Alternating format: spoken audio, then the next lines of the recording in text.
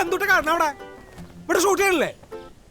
മനുഷ്യ ഇവിടെ കരഞ്ഞ് മണലൊക്കെ വാരി കൂട്ടിട്ട് താനിങ്ങോട്ട് വന്നേ. ഞാനോ? തന്നെ തന്നെയാ. താനിങ്ങോട്ട് വാടോ. എന്തേ? താൻ വാ പറയാം. അല്ല ഇത് എന്താ ചേട്ടാ കാട്ടണേ? ദേ ഉച്ചയ്ക്ക് മുമ്പ് ഞങ്ങളുടെ കാശിട്ടില്ല, ഞങ്ങൾ പോട്ടോ. ഇനി പറഞ്ഞില്ല എന്ന് പറയരുത്. ചേട്ടാ ഒന്നിട്ട് വന്നേ. അതെ രവിയേട്ടാ, കാര്യം പറ. നിങ്ങളും ഒരു കുടുംബക്കുള്ള ആളല്ലേ. സ്വന്തം കടപ്പാടം സൊസൈറ്റിയിൽ പണയത്തിലാ. നല്ല കച്ചവടം ഉണ്ടായിരുന്ന ഒരു കോഴിക്കട വിറ്റു. ഒന്ന് അഡ്ജസ്റ്റ് ചെയ്യണം. ഈ ഷൂട്ടിംഗ് ഒന്ന് കഴിഞ്ഞാൽ എവിടെന്നെങ്കിലും ഞാൻ പൈസ അറേഞ്ച് ചെയ്ത് തരാം. പ്ലീസ് ഒന്ന് തീർത്ത് ചേട്ടാ പ്ലീസ്. ഇത് വലിയ കഷ്ടമായല്ലോ. ഇനി 5-10 ദിവസം കൂടി ഇല്ലേ? നാളത്തോണ്ട് തീർക്കാം. അപ്പൊ കത്തിക്കുത്തും ബോംബേറുണ്ടെന്ന് പറഞ്ഞിട്ട് എന്തായി? അല്ല അതൊന്നും വേണ്ട, നടക്കില്ല. അതൊക്കെ എഡിറ്റിംഗിൽ ചെയ്യാന്ന് സാബു പറഞ്ഞു. നീ കൂടുതൽ ദിവസം ഷൂട്ട് ചെയ്താൽ വേറൊന്നിന് കാശ് കഴിയില്ല. അതുകൊണ്ടാ പ്ലീസ്. എന്നാ പെട്ടെന്നാട്ടെ. എന്താ ചെയ്യാൻ പോണത്? മഴ വരാൻ പോണത്. അപ്പം മരിച്ചു കിടക്കുമ്പോ ഞാൻ കരയണം. അല്ലെങ്കിൽ അവളുടെ അപ്പനെ കൊല്ലാൻ പോണെടുക്കാം. എന്തെങ്കിലും ആട്ടെ. വേഗം തുടങ്ങിയോ? എടുക്ക്.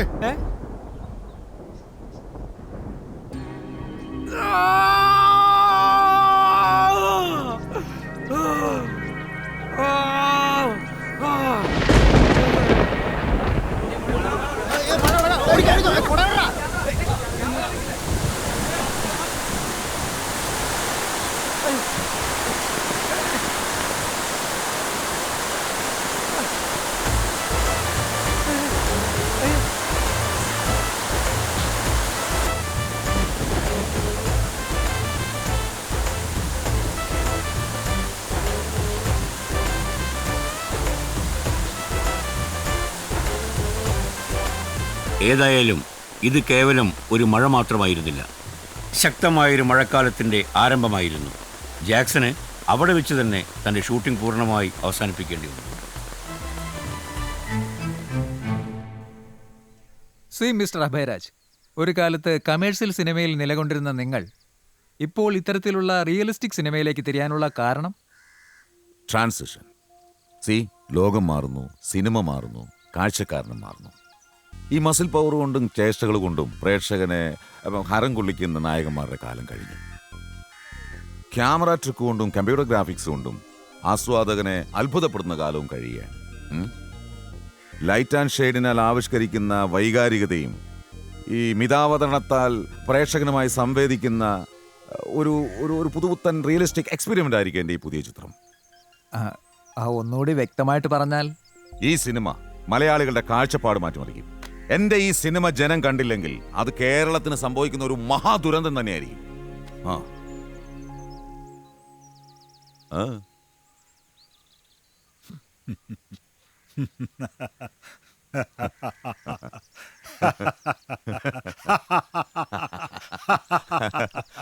അല്ല, ഞാൻ എന്തുവാ പറയണ്ടേ? ഈ സിനിമ എൻ്റെ അവസാനത്തെ പിടിവള്ളിയാണെന്നോ? സൂപ്പർ സ്റ്റാറുകളുടെ ഡേറ്റ് തരാത്ത കാരണം ഞാൻ കാശ് മുടക്കി പുതുമങ്ങൾ വെച്ച് ചെയ്യുന്നതാണെന്നോ? പിന്നെ എൻ്റെ സാധനം ചവിട്ടൂട്ടയിലല്ലടോ.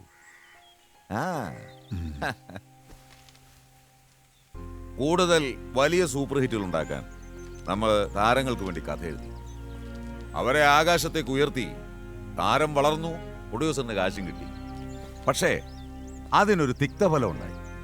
സിനിമയേക്കാൾ താരങ്ങളെ ആരാധിക്കുന്ന ഒരാൾക്കൂട്ടം ഇവിടെ സൃഷ്ടിക്കപ്പെട്ടു. സിനിമയെ ജനം കൈവിട്ടു. ഞാനും അതിന് കാരണക്കാരനാണ്. അതിനുള്ള പ്രായശ്ചിത്തമാണ് ഈ സിനിമ. എന്റെ തിരിച്ചറിവാണ് ഈ സിനിമ. ജനം തിരിച്ചറിയുവെന്നെ. ഐസക്, ഈ സിനിമ ഇറങ്ങിക്കഴിഞ്ഞാൽ എന്റെ ജീവൻ തന്നെ മറ്റൊന്നായിരിക്കും. I am sure.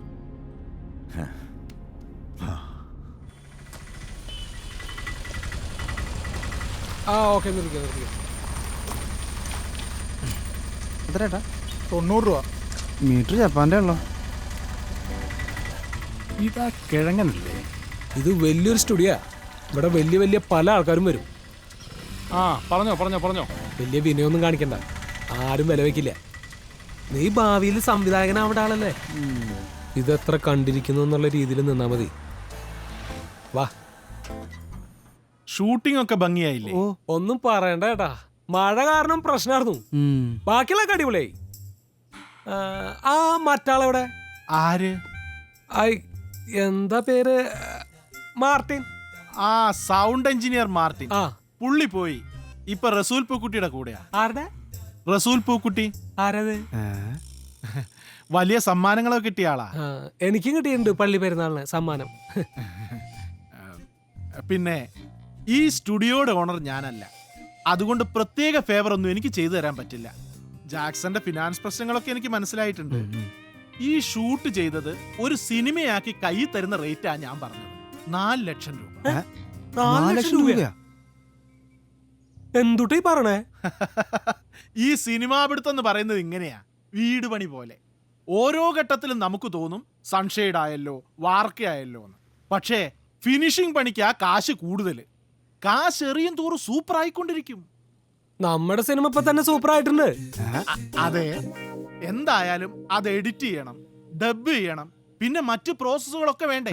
ഏയ് അതൊന്നും വേണ്ട, നമ്മുടെ സിനിമയ്ക്ക് അതൊന്നും വേണ്ട. ജാക്സൺ അതിനെപ്പറ്റി ഒന്നും അറിയാത്തതുകൊണ്ടാ ഇങ്ങനെയൊക്കെ പറയുന്നത്. അതെ അതെ അതെ. ജാക്സൺ ഒരു കാര്യം ചെയ്യേ, അഡ്വാൻസ് എന്ന എഡിറ്റിംഗ് തുടങ്ങ, പിന്നെ കയ്യിൽ പണം വരുന്നതിനനുസരിച്ച് ഓരോരോ കാര്യങ്ങൾ ചെയ്യാം. ആയിക്കോട്ടെ. അത് മതി, അത് മതി. മിക്കവാറും വേറെ ഒന്നും ചെയ്യേണ്ട വരില്ല. നമുക്ക് പടം കാണണം, അതിന്റെ ശബ്ദം കേൾക്കണം അല്ലേ? Okay okay okay.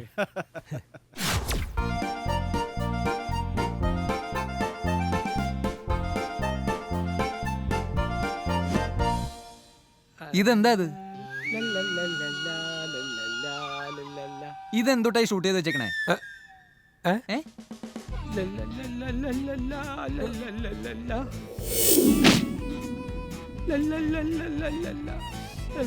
ദുരിതനുണ്ടായിരുന്നു ചന്ദ്രു തെണ്ടി. അവനായിട്ടൊരു കശപിച്ചുണ്ടായതാ. അത് എഴുതി കാണിച്ചാ മതിയാ?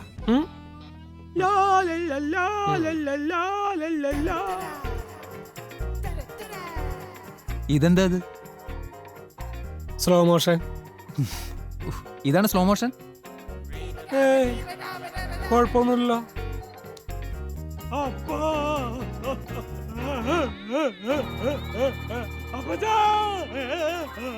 എല്ലാം നന്നായിട്ടുണ്ട്.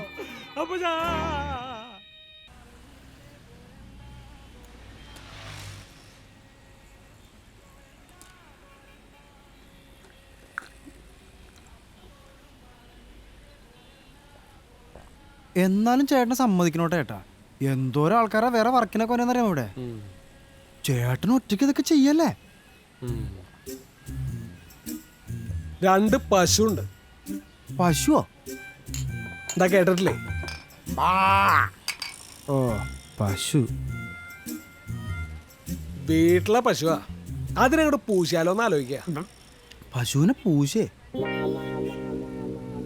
വെക്കണ കാര്യമാണ്. സ്റ്റുഡിയോയില് കാശ് കൊടുത്തില്ലെങ്കിൽ പ്രശ്നമാണ്. ആ മാനേജർ ആള് ശരിയല്ല. ചേട്ടാ എന്റെ കയ്യിലെ കാശൊക്കെ തീർന്നിട്ടാ. ചേട്ടൻ എങ്ങനെയെങ്കിലും നിക്ക് വരട്ടെ, ഞാൻ ഒന്ന് വീട്ടിൽ പോയിട്ട് വരട്ടെ.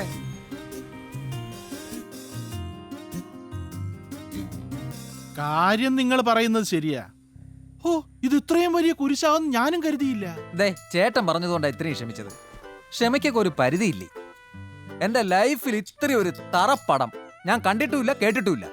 ഈ സാധനം തിയേറ്ററിലെങ്ങാനും റിലീസ് ചെയ്താ നാട്ടുകാരൻ നമ്മളെയൊക്കെ തല്ലിക്കൊല്ലും. അത്രയ്ക്കൊന്നും എത്താൻ സാധ്യതയില്ല. പുള്ളിക്കാരൻ വീട്ടിലേക്ക് പോയിരിക്കുക. ഇപ്പൊ തന്നെ കടുത്ത സാമ്പത്തിക പ്രതിസന്ധിയില്ല. നല്ലൊരു കാരണമില്ലാതെ നമ്മൾ എങ്ങനെയാണ് ഒഴിവാക്കുക? ഓ എന്റെ തല പൊളിയാണ്.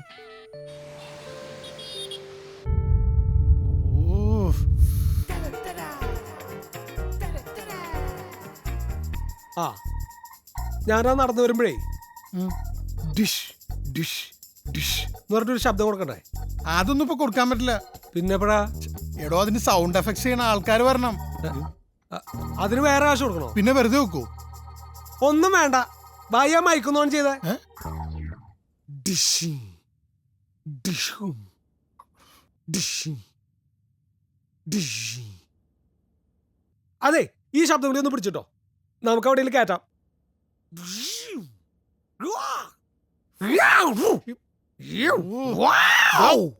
നിനക്ക് ആക്ച്വലി വട്ടാണോ പ്രാന്താണോ?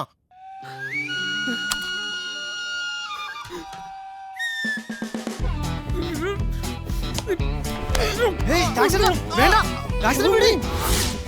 അയ്യോ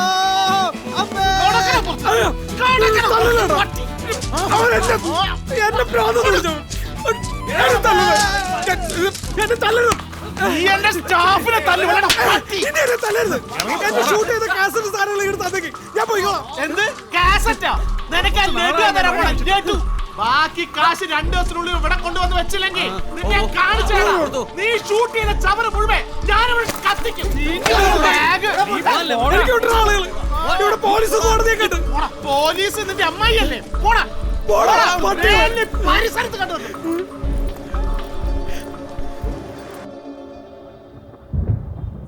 ഇല്ല എനിക്കൊന്നും ഇവിടെ നോക്കില്ല. താനൊരു തോന്നിയ ദിവസം ഉണ്ടാക്കി വെച്ചിട്ട് പെട്ടെന്ന് പോയിക്കോടുന്നു. സാറേ, എനിക്കിവിടെ ആരും പരിചയമില്ല. കുറെ അലഞ്ഞിട്ടാ ഞാൻ സാറിന്റെ വീട് കണ്ടുപിടിച്ചത്. സാർ എന്നെ സഹായിക്കണം പ്ലീസ്. വെറുതെ പോലീസ് സ്റ്റേഷനിൽ നിന്ന് പോലീസിന്റെ ഇടിയോട് വാങ്ങാൻ നിൽക്കണ്ട. നീ പോയേ. സാറേ, എൻ്റെ കയ്യിൽ നയ പൈസ ഇല്ല. എനിക്കറിയില്ല ഇനി എന്താ ചെയ്യേണ്ടതെന്ന്. എൻ്റെ അപ്പനും അമ്മയും. കരയണ്ട. ഒരളി എന്ന് മദ്ദളത്തിനോട് പരാതി പറയുന്ന പോലെ നിന്റെ കാര്യം. എടാ, നീ സിനിമ എന്ന് പറഞ്ഞ എല്ലാം കളഞ്ഞ പോലെ ഞാൻ ഈ വീട് വിറ്റാണ് സിനിമ നിർമ്മിച്ചത്. 10-30 പടം ചെയ്ത സംവിധാനം ഞാൻ. എന്നിട്ട് അടുപ്പിച്ച് 2 പൊട്ടിയപ്പോൾ ഔട്ട്. അതാണ് സിനിമാ രംഗം. വിജയം നേടുന്നവരോട് ഒട്ടി നിൽക്കാൻ ഒരുപാട് പേര് കാണും. അടുപ്പിച്ച് 2 പണി കിട്ടിയാലോ ഒരു ഈച്ച പോലും കാണില്ല. മനസ്സിനിഷ്ടപ്പെട്ട ഒരു നല്ല സിനിമ അതെൻ്റെ സ്വപ്നമായിരുന്നു.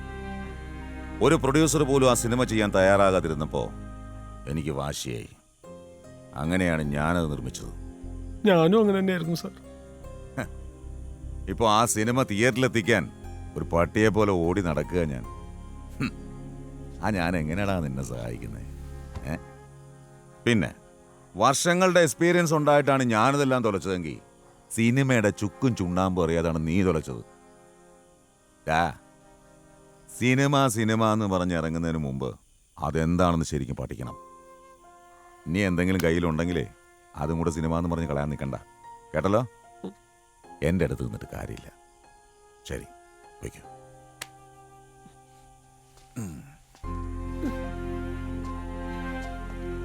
അവിടെ നിന്ന്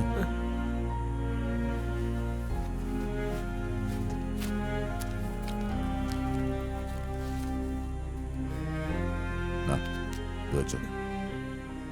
നന്ദി സാറേ. ഈ ദയ ഇവിടെ ആരും എന്നോട് കാണിച്ചിട്ടില്ല. സാറേ, സാറിന്റെ അടുത്ത സിനിമയിൽ എനിക്ക് റോള് തരാന്ന് പറഞ്ഞത്. അതിന് കഥയൊക്കെ ആവണ്ടടാ. എന്തായാലും അടുത്ത സിനിമയിൽ നിനക്ക് ഞാൻ റോള് തന്നിരിക്കും. പോരെ സാറേ? സാറിന് ഞാൻ നല്ല സൂപ്പർ കഥ എഴുതി തരാം. നല്ല ഗ്രാമശുദ്ധിയുള്ള കഥ ഞാൻ തരും. ഓ,